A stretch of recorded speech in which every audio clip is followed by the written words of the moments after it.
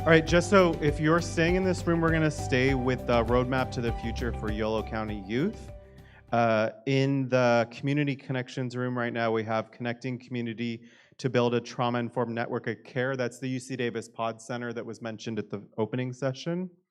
And then in the parent and educator room, we have Lynn Arner is presenting on strengthening families with the protective factors, increasing positive outcomes for children and families.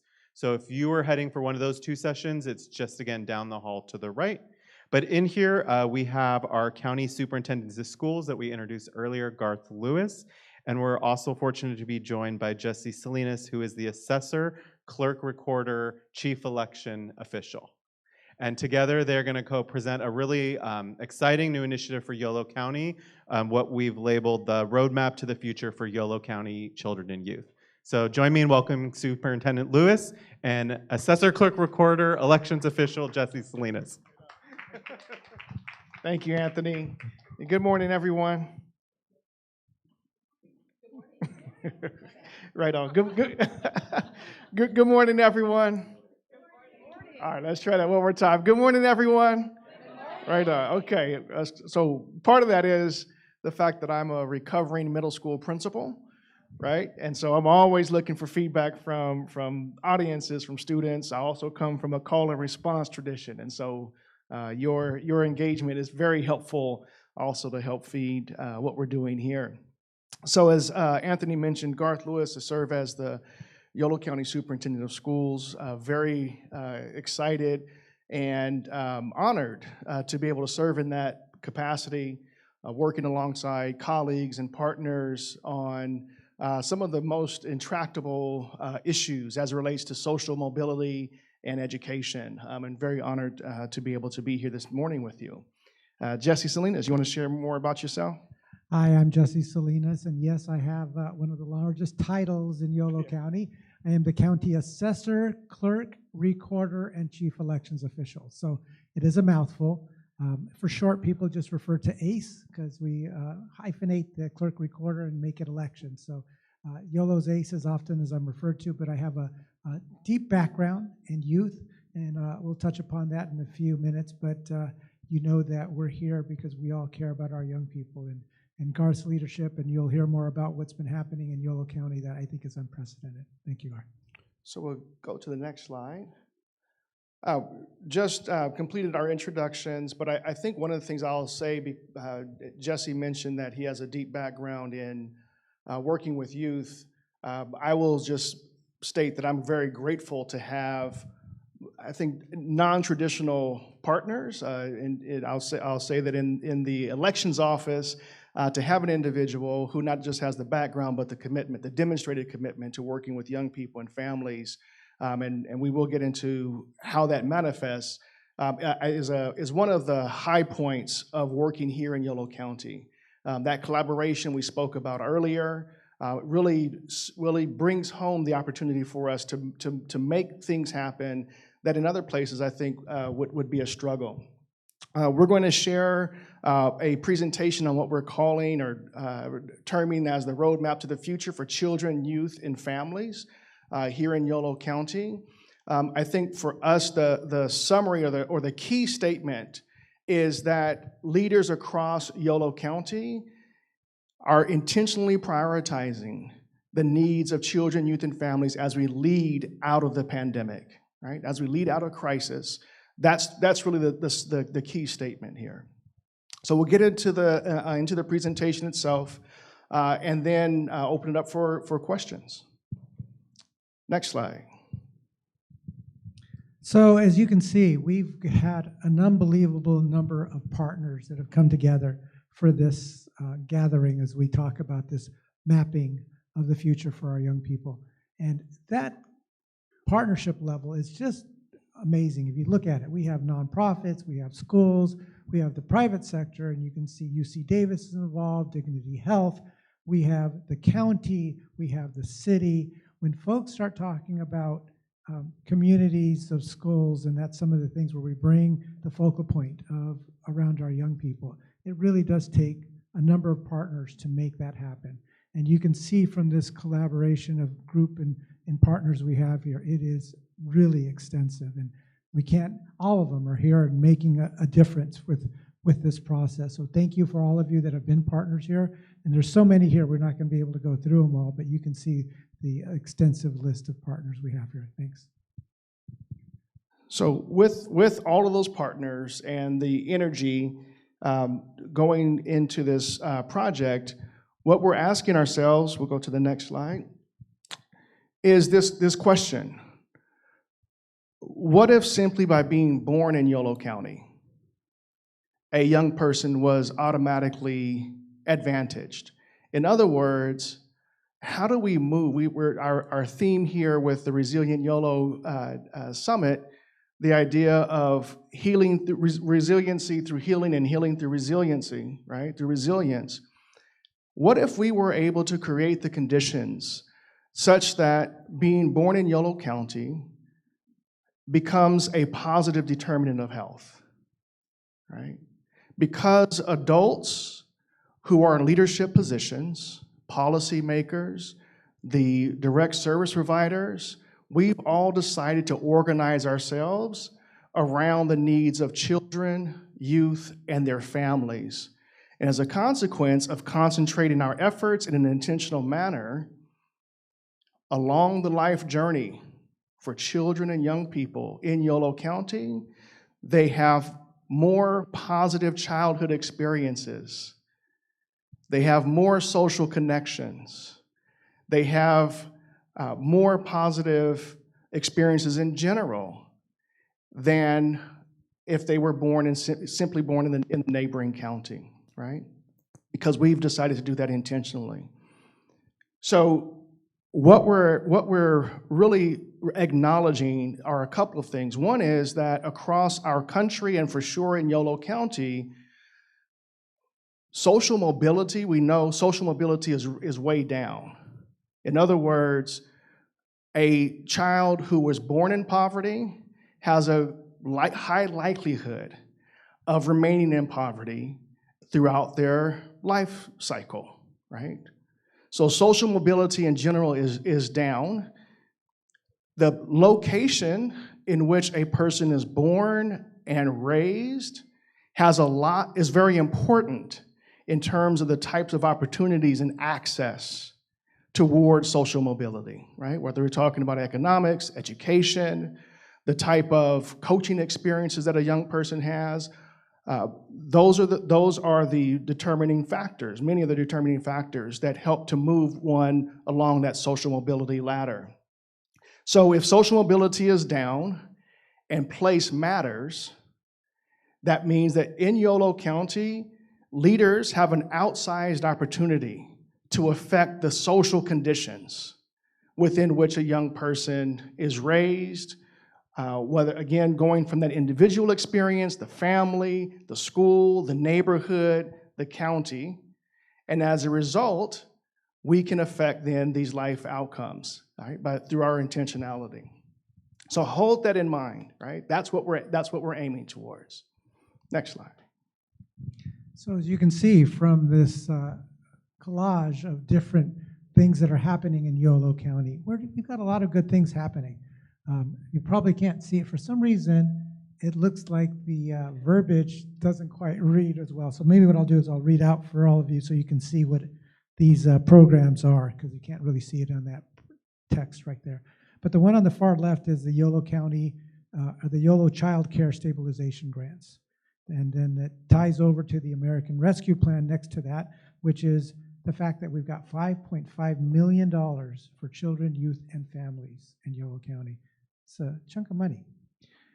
And next to that is, of course, the Home Run program that exists in West Sacramento. For those of you who aren't aware of it, it's a fabulous program that they're doing out in West Sacramento and have been doing so for years. The new Esparto Elementary School multi-purpose building out in the rural areas. We've got something happening out in Esparto. And throughout the county, the Children's Alliance has done giveaways. They've done especially a lot of work in West Sacramento, but throughout Yolo County. And then going off on the far left, there's the groundbreaking of the new Capay Valley Health and Community Center. So shout out to Tico and his leadership, but also the tribes and the county support for that project, and others that are making that happen out in the rural community. And it's going to be a comprehensive community center of services there. Of course, there's a TK Yolo, a transitional kindergarten program that you see. And then there's the first 5 Welcome Baby proposal that's been approved by the Board of Supervisors. That's in process on the far left, followed by the Woodland Community Colleges launching its Promise program. And of course, we've got a K-12 program, partnership program for expanding mental health services in Yolo County schools. And then the one on the far right is a program called the Youth Empowerment Program, Youth Empowerment Summit. And that's something that is near and dear to my heart. And that started the ball rolling, at least for me. We just had our 5th annual Youth Empowerment Summit. And part of what took place, and I just wanted to share this with you because the emphasis of the Youth Empowerment Summit was to give young people a voice. It was to help them understand that they can participate in our election process. They can get to know their electeds. They can get civically engaged. But what started to happen in those conversations, and they were powerful conversations that young people were having with our electeds, and this was, again, 5 years ago, so before the pandemic, you started hearing them say safety is an issue. Yes, I care about education, but health is an issue. And then they started talking about what became the most powerful item that I was hearing over and over again. And you ask these young folks, well, what is the number one issue? And this was before the pandemic, and they were saying mental health. I got that out of left field, and I kind of went, wow, okay. And even later on, there was another gathering where we had a panel of students at a different gathering later that year. And the panel, there was 1 junior high student and 2 high school students, and we asked them, what is your number one issue? And they said, the 2 high school students said mental health. So again, this was before the pandemic, and we know what the pandemic has done to our young folks. It's significant. And so for me, I know when I think about what everybody's pulling together, we have to be comprehensive in our approach and how we're looking at holistically all the things that we can do for our young people. And for me, I know I was asked to serve on the Dignity Health Board, and one of the reasons I said yes is because of those conversations with young people. We need to be able to bring resources, whether it's from the public sector or the private sector, but collaborate to be able to think how we better serve our people, our young people, holistically. So, I just wanted to share with you because I think it's a very powerful type of element that we've got capable of doing if we come together. The other one, and we'll talk a little bit more about it in a bit, but there's something in the process right now called the Woodland Youth Master Plan. And I've been involved in that. It's been quite a few meetings and listening to the community, listening to what their vision of what a youth master plan looks like. But it's consistent with all of this. It's not anything's competing. It's really supporting the overall vision that we need to be more strategic and comprehensive about how we serve our young people. So with that, let me go ahead and we'll switch on to the next slide. So Jesse is sharing some great examples of the rich collaboration that's already in play in Yolo County. One of the things I would argue is that although we are program and collaboration rich, we tend to be coordination poor, if that makes sense. So there's an opportunity for us to shore up the infrastructure, the backbone, if you will, that will continue to allow our collaboration to have the impact, and I think accelerate, in fact, the impact that we're all after as we're collaborating. But as we're collaborating, we all have full-time jobs, right? So the argument here is that we also need to have a system in place that helps us to both understand what it is the needs are and also the infrastructure to accelerate the work.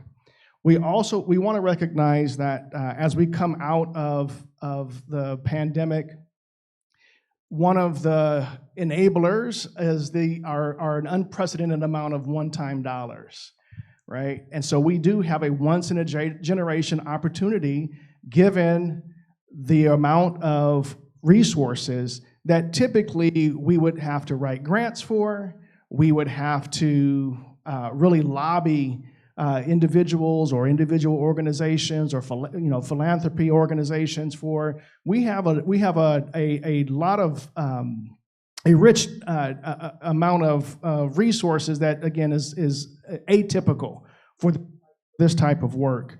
Many of them are listed there, but the point here is that regardless of organization, cities, counties, school districts, nonprofits, we have an outsized opportunity in this window of time that we really want to leverage, we want to take advantage of. And so in order to do that, there are a few components that are necessary, and many of those exist right here in Yolo County. To have the political will, we have, I think, an opportunity, we have evidence that entities that typically have not been concerned with some of the social infrastructure that's necessary. I'll give an example of childcare, right? It has not always been on the mind of the city council or the board of supervisors or the county board of education to be fully invested in what's happening on a day-to-day basis with the childcare community, right? Let's be real about that. The pandemic has highlighted that childcare is a necessary part of the infrastructure to make society go, right? To make available the workers that allow us to exercise economic development, right? So the fact that we have this political will, let's realize that and let's leverage this opportunity. Community support.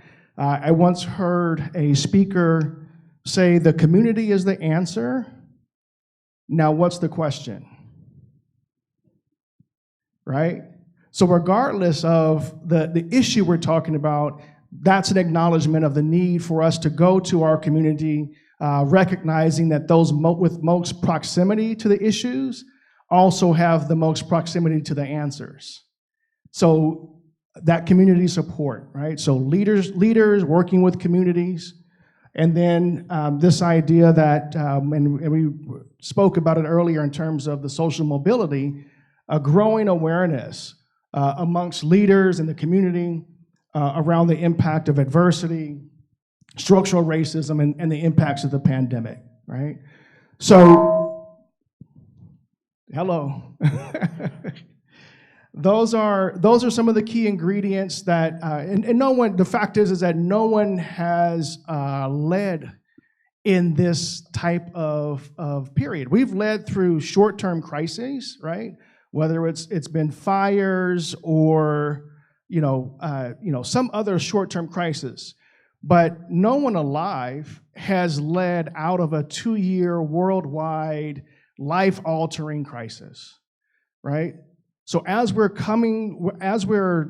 developing our playbook for what it means to lead out of this crisis, let's recognize that these are fundamental components that make logical sense for us to advance this work. We haven't named exactly what we mean by this roadmap to the future. We're going to get to that in just a moment, but the concept is that we have to, one, understand exactly what, or I don't say exactly, but we have to have a better understanding of what the needs of our communities are from their perspectives, right? And be able to then develop a list, a map of the assets that are available to us to then respond to their needs. Jesse, next one. So one of the ways we started off on this venture is, as Garth had shared, we realized that there was once-in-a-lifetime opportunity with resources that were going to be flowing in. And it's so easy for us to just be segmental in terms of our approach and not be holistic, right? So we knew this was an unprecedented opportunity to be more strategic in our efforts. And so the discussion came about creating this op-ed piece. And one of the things, and this is the tie that you're seeing, is, as I shared with you, the Youth Empowerment Summit is bringing local elected officials to talk to young people. Well, we've had anywhere between 15 and 25 local elected officials show up to the Youth Empowerment Summit. So they were already engaged on the topic and understood it. So it was fairly easy to reach out to these folks, all of which at one point or another attended the Youth Empowerment Summit. And so touching that concept of we need to be more strategic and holistic of how we're putting these resources just was a natural. And so the development of this op-ed piece was truly a collaborative. We took an initial shot at drafting something, and folks were given the opportunity to give feedback and add edits. And there were quite a few. So when you think about that op-ed piece, and if you haven't seen it, you can see there's a QR code on there. Actually, the op-ed piece really was a collaborative effort in reaching the different views that we wanted to see. And so it really is laying the groundwork, because it talked about not just a master plan, it is actually mapping the future and starting to kick off some directions for us that will then lead on. If you want to go on to the next slide, please. And it actually kicked off convenings, which allowed us to start engaging the community. And this is an example of one of the virtual convenings where we engaged our electeds and community leaders and started talking about what is it that we need to do? What are those elements that we want to see? And I want to give a shout out to Garth and his leadership, because his team really put these convenings together. So thank you, Garth, for your leadership and the YCOE team's effort to do that. And the Board of Supervisors was very supportive. Jim Provenza involved with it, and Vice Mayor at the time, Lucas Frericks. You know, part of what that conversation was is we were at an event, and I leaned over to Lucas and I said, we need to do something more comprehensive. And he's like, I'm there with you. Let's do this. And so things came together, a lot of support, a lot of calls to make that mapping happen, and then moving forward with some convening so we could start to take more of a focal point in terms of what are the shared priorities and how do we guide the future work of the project moving forward. So let me stand it back. Let's see, next slide, if you could. I think there's one more piece on mine. So yeah, so our collective approach. So, you know, part of what I wanted to share with you all, and this gets back to Dante's earlier comment about communities and schools and how do we bring resources together. So a little bit more about my background. Back in the day, I did work in the Capitol. I was an education consultant to a couple of state senators, which is my education background. But I also spent time in the 90s as the first state director for communities and schools. So the idea of bringing resources collectively into the community so that you can leverage resources from Health and Human Services, you can leverage resources from the cities, from nonprofits. It's about bringing resources into the schools where the kids are, because that's where they are. And that's where the families are comfortable. And it's not, you know, I spent 8 years in the nonprofit world, so it's not anything that's a knock on the nonprofits. It's just the kids are in the schools. So how do we leverage that? How do we bring it together? But we also have to do an assessment of where we stand on some of these things, because oftentimes we move forward and we may not know necessarily what the real assessment gaps are, right? We know it here and there, but we don't have a comprehensive look of it all. And there's an opportunity for us to do something significant here, which I know Garth and his team is really leading that approach. So with that, let's go ahead and move on to the next one. So one of the key points for me that Jesse mentions, one is the number of elected officials that came together. And the reason why I think it's important that we consider that in the op-ed piece that Jesse mentioned earlier, 21 elected officials signed off on that op-ed piece. So across cities, school districts, the counties, right? That's evidence of that political will, right? We're going to go public with advancing the idea that as we come out of the pandemic, we need to center the needs of children, youth, and families. We're going to do that publicly. The convenings were scheduled as a result of asking ourselves the question, how do we then operationalize that commitment? Now that we've made a commitment, how do we go into taking this into action? And this is how we get to this place. So out of those three convenings, the concept of getting into our communities, to leaders within the nonprofit, the governmental agencies, the business world, going in and assessing what our needs are, as well as identifying what the assets are that exist currently in our communities. We know that we're starting from a position of strength in Yolo County. Raise your hand if you've ever been in a meeting where someone has said, if we just knew what are all the resources that are available, we could help to connect our families to those resources. Raise your hand if you've ever been in one of those meetings. Okay. Raise your hand if you've ever been in 2 of those meetings. What about 10 of those meetings, right? That comment comes up over and over and over again. And again, we have a window of opportunity. We have an unprecedented amount of resources. We have political will, right? We have a growing consciousness of what the needs are. So let's take advantage of that. So the Board of Supervisors set aside 5.5, well, originally it was, I think, 7.5 million to work on the needs of children, youth, and families, right? So that's a bucket of money that's available. Some of our cities also made the same commitments as well. So that was back in September of 2021. The work that we have put before us in terms of building out this roadmap. So the roadmap components include a needs assessment and then the development of this asset mapping that will result in both a physical version of what assets exist, so West Sacramento, Woodland, the rural areas, Davis, right? So what are the assets? We also want to understand what the gaps are, because that can help us think about future investments, right? So we've estimated that's going to cost us about $450,000 to pay for this work, right? To get the level of detail that we want. The Board of Supervisors have approved $200,000 towards that effort, right? An investment of $200,000. The County Office of Education is making a $75,000 investment. And now we're asking for the cities in Yolo County and the school districts in Yolo County to also make an investment towards the completion of this roadmap. In April of this year, just last month, we officially launched this effort. Some of you will begin to receive invitations to participate in focus groups as part of our work. Next slide.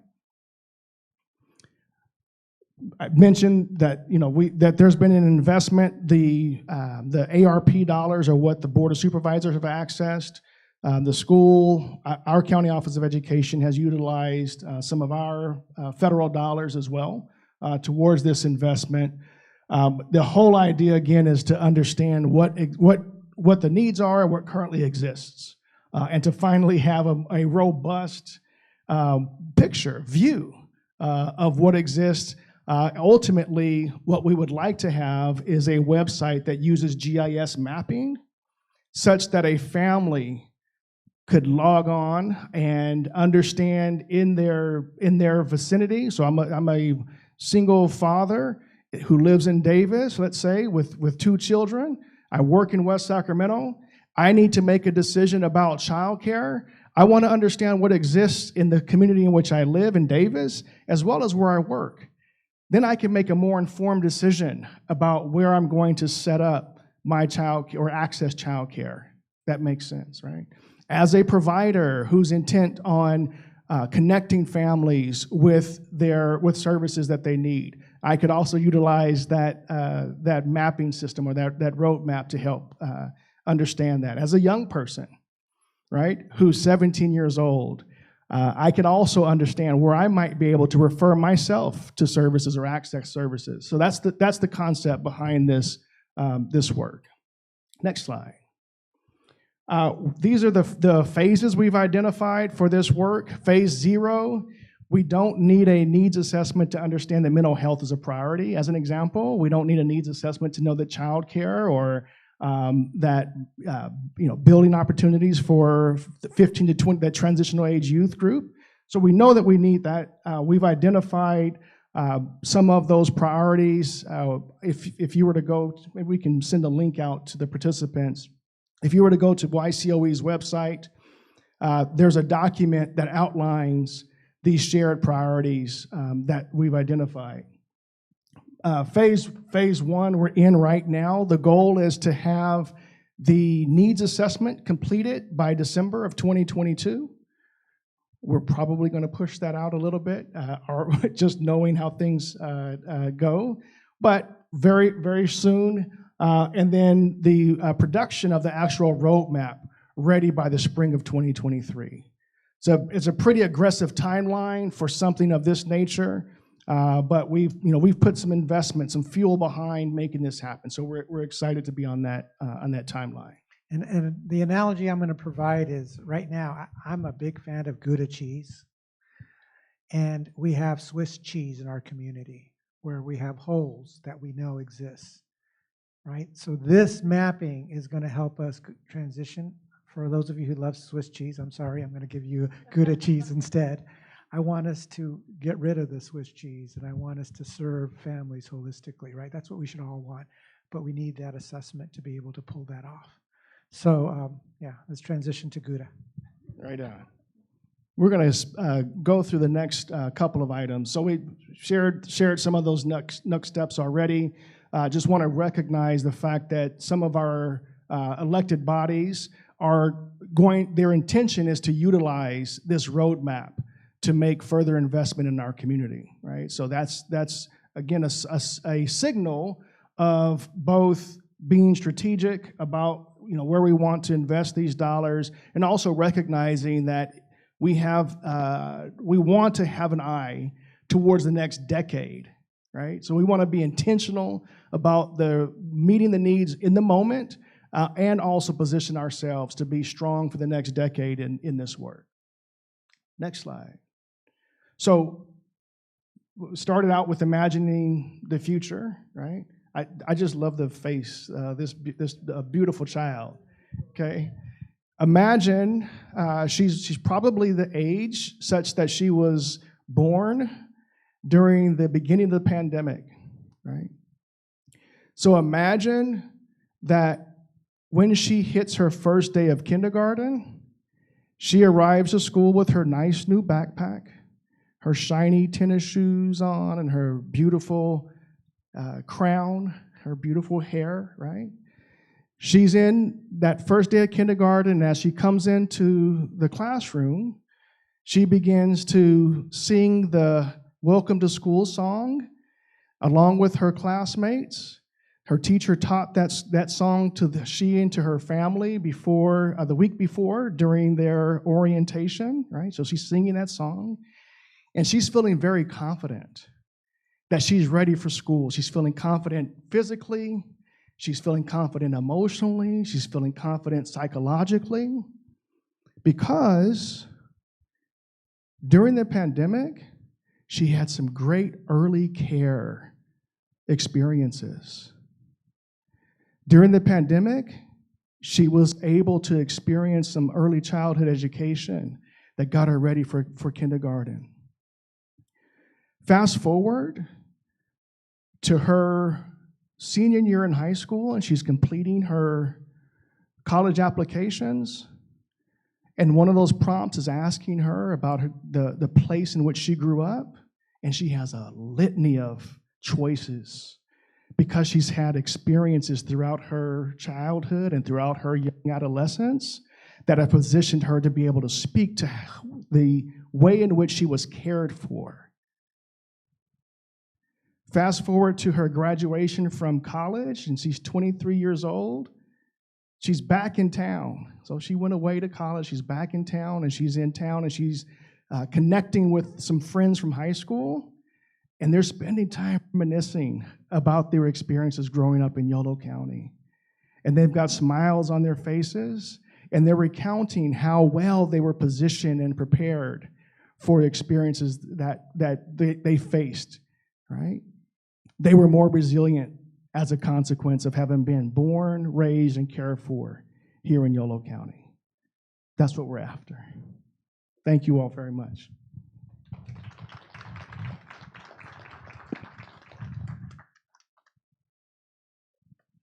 Are there any questions from the group? And yes, that picture is adorable of that little girl. I shared it with my wife last night, and she's like, "Oh my goodness, that picture." I said, "Yeah, we have it in there twice for that very reason." It's great. Yes.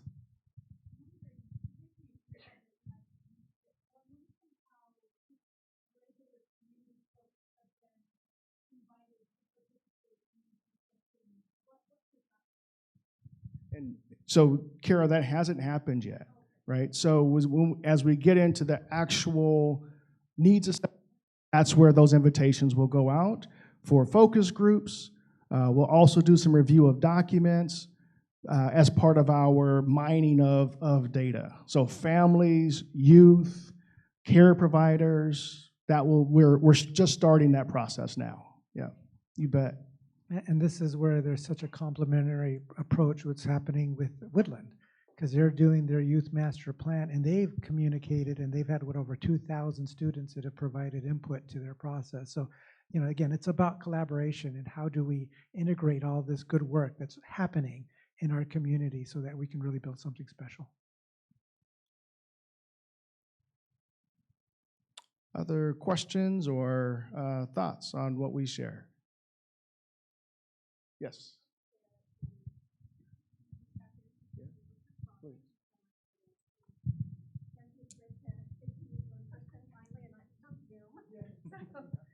Thank you.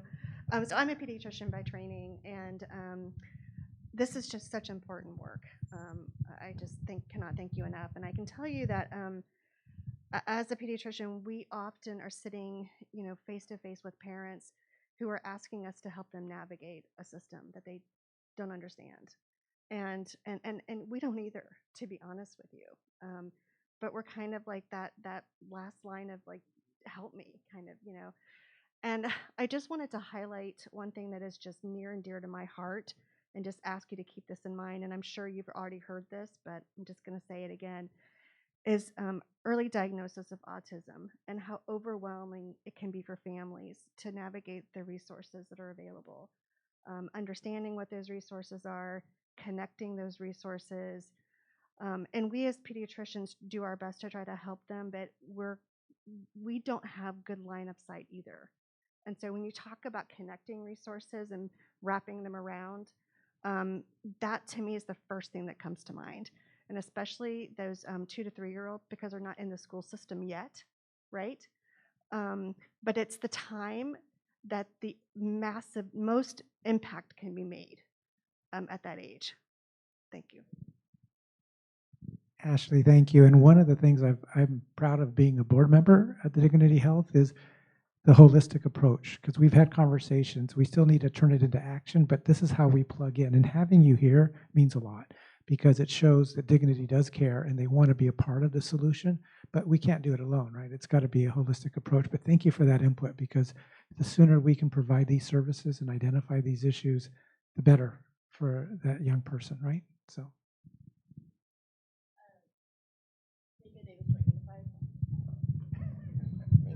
I was just going to use my mama voice. Kamika Davis, Joint Unified School District Foster Homeless Liaison. Since people don't care what you know unless they know how much you care, what is the plan to build trust and relationship with communities, especially when the consideration they haven't felt the consideration? So what's the plan to kind of build trust and relationships with families that are marginalized? It's a great question, and one of the things that we are contracting with an organization, Concordia, who has years and years of experience with community engagement. What they don't have is experience in Yolo County, right? So one of the first steps will be to come to folks like yourselves to help us understand who's out there as a trusted liaison that can assist us with that inroad and building trust so that we're getting real information, right, in this process. So that's part of what we're looking at doing. And to dovetail on that, know that this is not, it can't be a one-time thing. Yeah. It is ongoing, right? Because trust takes time to build. And so that's why leaning into those of you who've already been in the community is a big first step, but it's not the final step. This is an ongoing journey that we have to be, again, more strategic about make this an ongoing dialogue with the community so that they can continue to build it. We can continue to build that trust so they see that we're here for them in the long run and not just here as a one-time. Yeah. Other questions or responses? All right. I think we're ready for lunch. Yeah. Thank you all very much. Thank you, everybody. Well, thank you again. We are going to be setting up, I saw the food go by us, so if we still want to just give a minute, but if you want to take a break, and then again, lunch will start at 12, and then we have one more set of workshops and then the ending panel.